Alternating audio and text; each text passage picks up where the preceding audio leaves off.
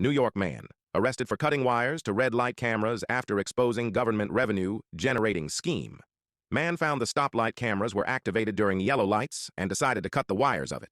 Florida man, chaotic evil. New York man, chaotic good. Holy crap. Nah, dude, look up the entire story. It's insane. The dude got arrested once before this for using a painter's extension rod to point the stoplight cameras into the sky instead of cutting the wires. He didn't cut the wires until after he got out after being arrested the first time, which he did after posting Facebook videos that prove that the stoplights are intentionally rigged to trick drivers into citations.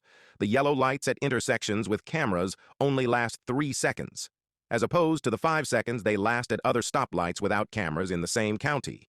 When he cut the camera cords, he reported his deeds to the news, himself, and then politicians pressured the local police force into arresting him. The local police and sheriff deputies actually support him for his actions because the lights have been unaliving innocent people. During his most recent arrest, one of the sheriff's deputies actually offered to bail him out.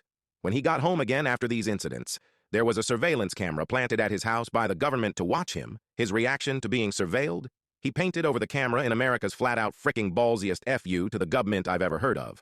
And it gets even crazier. After painting over the camera, suddenly this guy, his name is Stephen Ruth, by the way, started getting attempts on his life.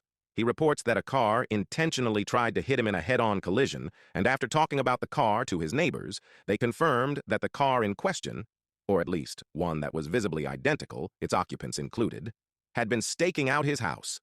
Somebody was legitimately trying to murder him over his discovery and his actions.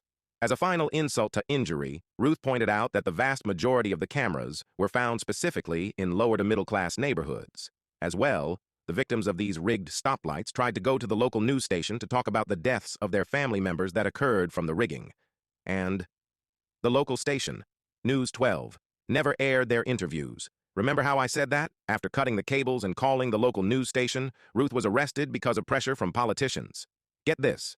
News 12 is actually owned by Cablevision, who provides internet service to the cameras.